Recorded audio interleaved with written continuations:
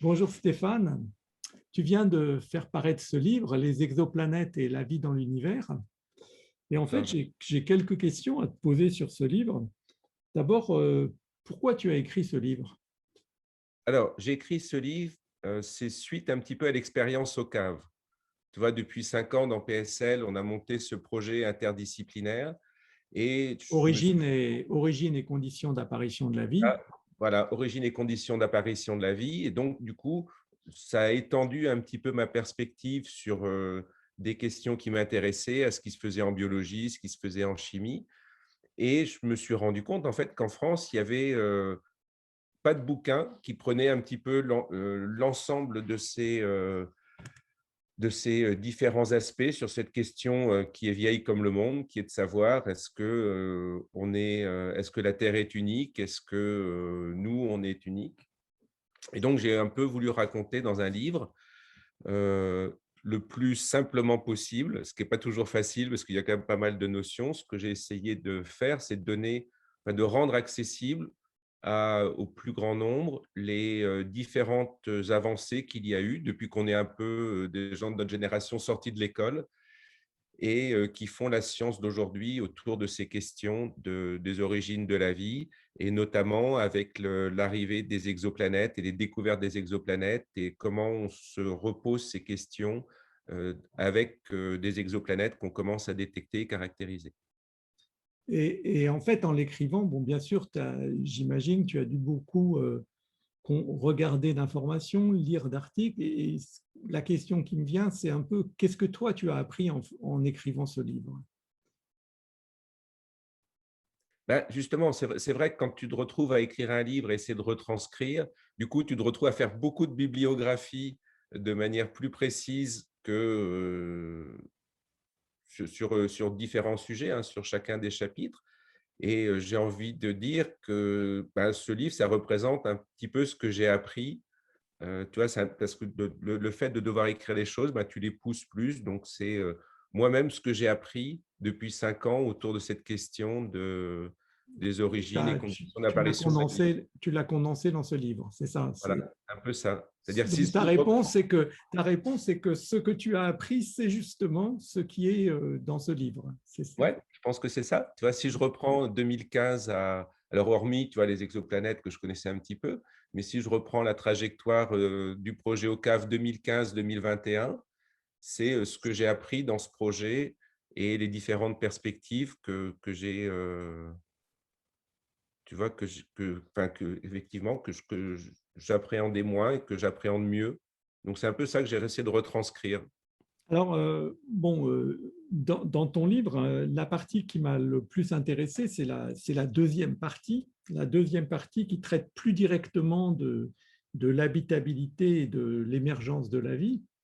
Et bon, tu y traites de manière assez synthétique, hein, de manière différents sujets, en particulier le problème de l'eau sur Terre. Donc, Mmh. est-ce que tu peux me reparler de ce problème de l'eau sur Terre? Ouais, Quel tu est veux ce dire problème de l'eau sur Terre? Pourquoi il y a de l'eau sur Terre, en fait, hein, non, mais c'est justement la question de l'eau sur terre, ça montrait à quel point, pendant, longtemps, on était bloqué dans le mauvais paradigme dans la formation du système solaire. C'est-à-dire, on avait une vision très statique et du coup, de la position de la Terre dans une vision de formation, très statique du système solaire, il faut remettre de l'eau sur Terre puisque l'eau ne condense que, beaucoup plus loin que l'orbite de la Terre. Et donc, c'est là qu'il y a l'histoire des comètes, c'est-à-dire qu'on s'est dit, bon, bah, qu'est-ce qui reste comme objet une fois que le système s'est formé, qui se promènent dans le système solaire et qui peuvent amener de l'eau.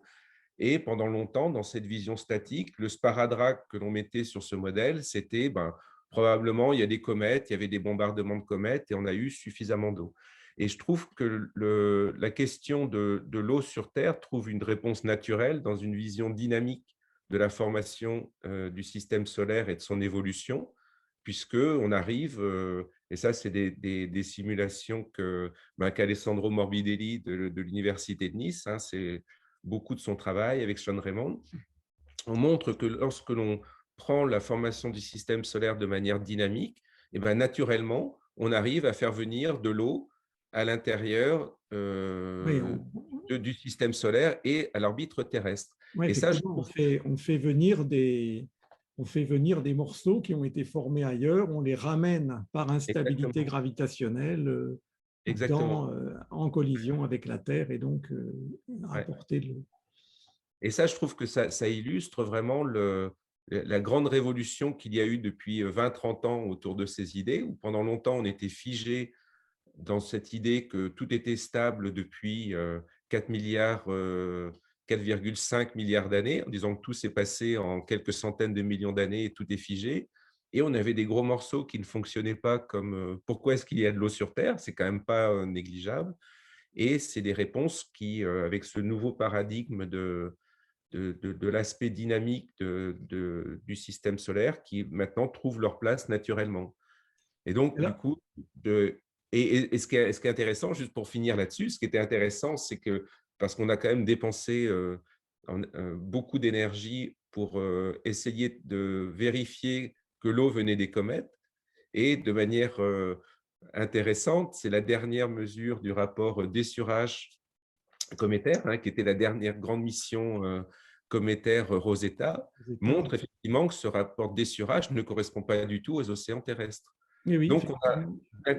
d'un côté, on a une explication extrêmement élégante dans un paradigme beaucoup plus large de formation du système solaire, et de l'autre, l'expérience qu'on a voulu faire pour montrer que l'eau venait des comètes a montré que le rapport dessurage n'a rien à voir entre celui des comètes et celui de l'eau sur Terre. Donc, je trouve que c'est un Oui, tu dis problème dans ton qui… livre un facteur 3, je crois, hein, de Ouais, différence. c'est ça, c'est ça. Et moi, je trouve que c'est vraiment, quand on regarde la trajectoire, c'est tout le côté élégant de la science, c'est-à-dire que où les gens réfléchissent, travaillent, mettent en avant différentes hypothèses. Et puis, c'est comme de temps en temps, toutes les choses se mettent en place et puis on fait un bond quantitatif dans notre compréhension. Et donc, à l'inverse, en fait, cet apport de l'eau de cette manière-là pose du coup aussi le problème de trouver une planète comparable à la Terre, Mm. parce que si on veut la mettre aussi dans un système comparable au système solaire, eh bien, les statistiques actuelles Bien ne sûr. plaident pas tellement dans l'occurrence nombreuse de systèmes comparables aux nôtres, hein. Ah ouais, tout à fait. Et non, non, c'est ça qui est, donc c'est ça qui est incroyable avec les exoplanètes. C'est il y a des grandes questions qu'on se posait depuis longtemps. Est-ce que le système solaire, c'est la norme ou l'exception? Est-ce que la Terre, c'est la norme ou l'exception? Et après 25 ans de découverte d'exoplanètes, et ben, plus des simulations numériques, hein, parce qu'il ne faut pas oublier que la simulation numérique a quand même depuis 30-40 ans révolutionné aussi notre compréhension du système solaire. On se rend compte qu'avec les exoplanètes, les statistiques montrent effectivement que le système solaire, c'est plutôt l'exception. C'est-à-dire le fait d'avoir une géante, voire deux, qui sont formées au bon endroit. C'est pas aussi commun dans tous les systèmes qu'on a étudiés. Maintenant, on a quand même 800 systèmes, donc la statistique commence à être viable. Et là, je crois que les dernières simulations que j'ai vues là-dessus de Sean Raymond et puis d'Alessandro, je crois qu'ils placent ça aux alentours du pourcent. C'est-à-dire, il y a à peu près 1% de chance. Alors, après, ce n'est pas le pourcent qui est important, c'est de dire qu'il y a moins de 10% de chance de se retrouver dans la même configuration que le système solaire. Voilà, et ça, c'est pour trouver un système planétaire comparable au nôtre. Mais après, il faudra encore trouver une planète. Si on cherche, hein, si la Ouais, problématique, c'est de chercher une planète comparable à la Terre, on n'y est pas encore, ouais, ouais. même si on a un système planétaire comparable au nôtre. Ouais, ouais. On n'y est pas encore. Et c'est marrant comment les choses sont en train d'évoluer très, très vite. Parce que si on prend la mission Plateau, qui est quand même une mission qui est en cours, qui n'est pas encore lancée, hein.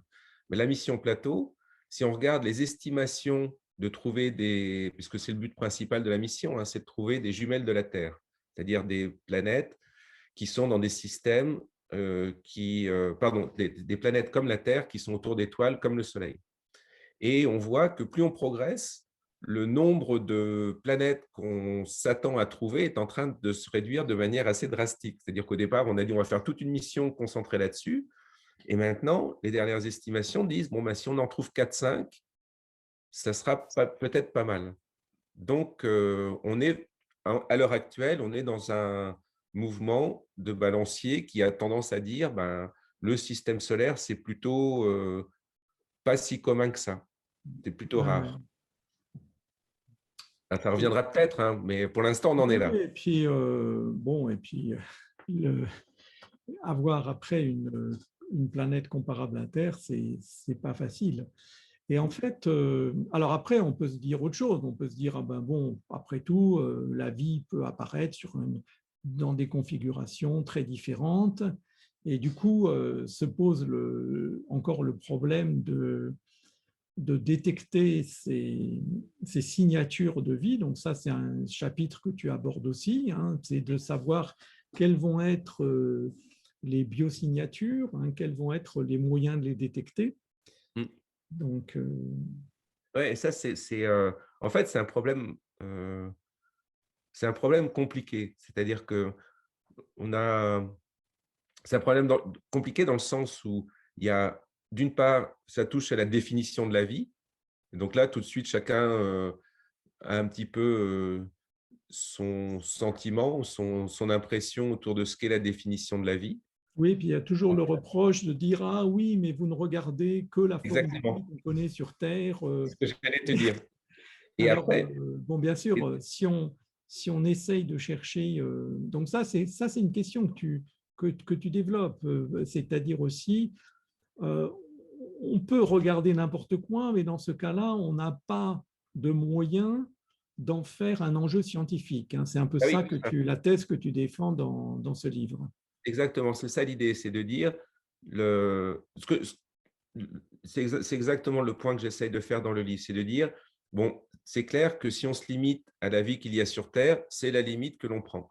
Mais déjà, essayons de voir si ça existe ailleurs avant d'essayer d'imaginer des vies ou ce qu'on pourrait appeler de la vie de manière beaucoup plus complexe, sachant que même pour la vie qu'il y a sur Terre, on n'a toujours pas compris son origine et comment elle a pu émerger. Et donc, la thèse que je défends enfin, ce n'est pas une thèse que je défends, mais ce que j'essaie d'amener le lecteur à un peu la réalité, c'est-à-dire de dire, bon, ben, quand tu as un télescope ou du temps d'observation, qu'est-ce que tu vas aller chercher? Donc, tu vas caractériser une atmosphère et d'essayer de comprendre est-ce qu'on a les mêmes marques d'activité biologique sur des atmosphères autres que la Terre et qui ressemble à celle que l'on connaît sur Terre, ça paraît un bon départ pour aborder cette question. Alors après, ça ne veut pas dire qu'on va trouver des choses surprenantes, etc. Ce n'est pas se limiter dans ce qu'on est en train de chercher, mais je trouve que de la même façon qu'on se dit, bon, on va aller regarder une Terre qui ressemble à la Terre, de se dire, bon, on va commencer par regarder de la vie qui ressemble à la vie qu'on a sur Terre. C'est déjà, là, on sait ce qu'on essaye de caractériser, on essaye de voir quelles sont les empreintes sur les compositions atmosphériques, on les comprend de mieux en mieux parce que les biologistes ont fait tout un travail sur la modélisation des écosystèmes. Donc, ça me paraît une approche rationnelle et scientifique pour aborder cette question. Ouais. Et en fait, parmi les éléments qui entretiennent, en fait, qui sont fondamentaux pour permettre la vie sur Terre, tu décris en détail le cycle du carbone, Mm. hein, Oui, parce que non, comme régulateur, comme régulateur du climat à la surface de la Terre, en fait. tout à fait. Je trouve que, de mon point de vue très personnel, c'est parce qu'on parle beaucoup de planètes habitables. C'est-à-dire que les gens, enfin, même dans notre communauté, hein, quand on parle de planètes habitables, on n'est pas toujours très au clair de ce que c'est qu'une planète habitable. Et ce qu'on fait actuellement, si on pose une atmosphère qui a la bonne composition d'eau et de CO2, c'est-à-dire avec des gaz à effet de serre, en bonne proportion pour créer un climat où de l'eau peut se trouver à l'état liquide. Mais en fait, on fait ça de manière complètement déconnectée à l'histoire géologique de la planète. C'est-à-dire qu'on pose ces atmosphères, pour l'instant, on appelle planètes habitables, des planètes où on a posé une atmosphère qui allait bien, sans se préoccuper de savoir si cette atmosphère correspond à l'histoire géologique de la planète. on sait que les terres et la Terre, ce sont des atmosphères secondaires. Donc, c'est des atmosphères qui se développent après dégazage et refroidissement de la planète. Et ce qui est un petit peu particulier pour la Terre, c'est qu'elle a un cycle du carbone. Il y a une façon de recycler le carbone, puisque c'est qui maintient, et d'ailleurs, il y a eu une réduction de la concentration de carbone dans l'atmosphère d'un facteur 300-400, c'est ce qu'à peu près qui était estimé avec les records géologiques, pour compenser le fait que le Les Soleil… enregistrements géologiques, tu veux dire? Pardon? Les enregistrements géologiques. Oui, c'est ça. J'ai dit quoi? Tu as dit les records. Ouais, ouais, non, excuse-moi, les enregistrements. J'ai eu un anglicisme. Mais si tu veux, donc le cycle du carbone long, des carbonates silicates, a régulé la température à la surface de la Terre sur 4 milliards d'années. Et donc, au-delà de chercher est-ce qu'il y a de la vie sur les planètes, moi, ce que je trouve qui est particulièrement pertinent pour la recherche des exoplanètes à l'heure actuelle, c'est de savoir est-ce qu'il y a d'autres planètes qui vont avoir des cycles du carbone similaires à ce qu'il y a sur Terre. Et là, ça retouche un petit peu à la question que l'on avait abordée tout à l'heure sur l'unicité du système solaire et ses configurations particulières. Et ça, je pense que c'est un des nœuds qui peut-être distingue ou pas la Terre d'autres planètes. Et donc, de pouvoir caractériser, c'est-à-dire sur des échantillons de planètes dans la zone habitable, différents taux de carbone sur différentes planètes qui montrent qu'effectivement, on pourrait se retrouver avec un cycle du carbone qui est plus ou moins générique pour les planètes qui sont dans la zone habitable. Pour moi, ça serait un petit peu ça répondrait à la question de l'unicité ou de la généricité de la Terre. Puis après, donc, il y a l'observation des atmosphères par les méthodes de transit, hein, la spectrométrie de transit, et puis, mais qui sera surtout développée avec les moyens. Il faut en fait des moyens d'observation encore plus importants que ceux qu'on possède aujourd'hui et que tu décris dans la dernière partie de ton livre. Hein, mais on voit bien que les horizons ne sont pas proches. Hein. Il va falloir attendre 2030 pour avoir quelques éléments. Hein. Alors, les horizons ne sont pas proches, mais après… C'est si difficile. C'est difficile. Il y a le goulot d'étranglement économique, d'une part. C'est-à-dire que cette année, on est en train d'envoyer le GWST. Enfin, on espère qu'à l'automne, le remplaçant Hubble va pouvoir décoller. Je crois qu'il était initialement prévu de décoller en 2014 ou 2013. C'était ça la date initiale de lancement. Donc, on a déjà 10 ans de décalage. Donc, pour vraiment accéder à ce type de données pour les exoplanètes, enfin, pour caractériser les exoplanètes dites habitables, il faut un télescope beaucoup plus gros que le GWST, au moins 2 fois plus gros. Donc ça, c'est les missions de concept que la NASA, sur lesquelles la NASA travaille à l'heure actuelle. Donc il y a l'UVOIR, il y a ABEX. Ça, c'est les deux grands types. Ces missions ne voleront probablement jamais, mais ça donne une idée du type d'instrument dont on a besoin pour faire ces caractérisations. Et donc, on parle de 2030 parce qu'on connaît le flot de financement qu'il y a autour de ces projets. Donc, c'est raisonnable de penser qu'en 2035, peut-être, ces missions commenceront à voler. Si on mettait 10 fois plus d'argent sur le problème, comme on l'a fait pour le Covid, elles pourraient voler dans 4-5 ans. Donc, c'est aussi une question de mon point de vue, c'est pas tant que ça une limite technologique qu'une… Oui, mais la limite, enfin, il faut quand même des diamètres beaucoup plus importants que ceux qui vont être, ceux qu'on a actuellement, que ceux qui vont même être obtenus avec l'ELT. Hein, non, non, non, non, parce que alors, il y a différents… je crois que c'est 2 fois le GWST. Le GWST fait 8 mètres de mémoire et je crois que l'UVOIR, les configurations sont aux alentours de 15 mètres, alors que le dans LT l'espace. dans Ça, c'est dans l'espace. l'espace. Mais C'est si dans on est au l'espace. sol, Voilà. le LT va donner… Alors, le LT va donner des caractérisations de planètes habitables, mais pas autour d'étoiles du type du Soleil. Donc, on se retrouve, on a un petit peu 2 paniers. C'est-à-dire, si on veut vraiment se rapprocher d'une jumelle de la Terre, donc on cherche des étoiles qui ressemblent au Soleil, il n'y en a pas beaucoup autour de nous. Et après, il faut réussir à avoir le bon contraste pour trouver des petites planètes comme la Terre. Donc là, il faut basculer sur des télescopes spatiaux qui sont le double. Ça, c'est un calcul facile. Après, il y a des histoires de longueur d'onde, parce que suivant ce qu'on regarde, JWST, ça va regarder dans l'infrarouge et lui voir étend cette gamme spectrale plus vers le visible. Donc, il y a une question de gamme spectrale qui va être regardée. Donc ça, c'est trouver une jumelle de la Terre. Si on veut, le LT va permettre de faire ça, donc de caractériser des planètes habitables, mais autour d'étoiles beaucoup plus petites. C'est-à-dire qu'en partant par TRAPPIST, hein, c'est par là qu'on va démarrer avec JWST. Le LT, donc TRAPPIST, c'est un système autour de naines M, donc ils sont 10 fois plus petites que le Soleil. Les planètes habitables ont des périodes de, je crois que la plus étendue à une quinzaine de jours. Donc, on est vraiment dans des configurations vraiment très différentes de ce que l'on a sur Terre.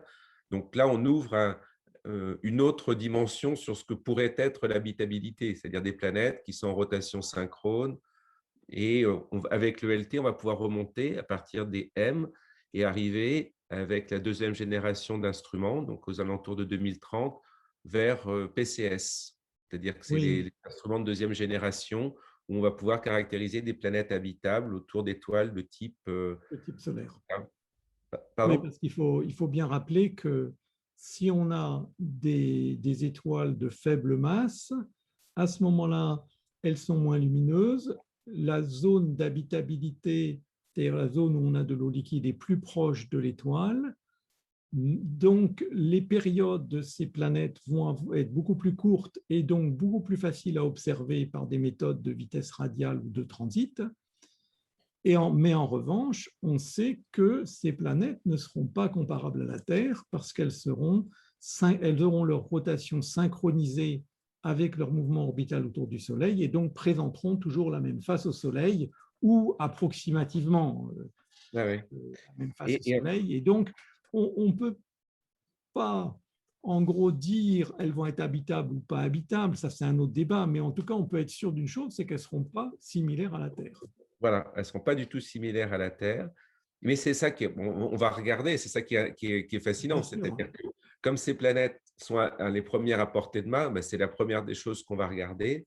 Et peut-être qu'on va rechanger notre point de vue sur ce qu'est une planète habitable. Si on y trouve du CO2 en bonne proportion et de l'eau en bonne proportion, le balancier dont on parlait tout à l'heure va aller complètement de l'autre côté en se disant des planètes habitables n'ont peut-être pas besoin d'un cycle de carbone sophistiqué ou on peut développer.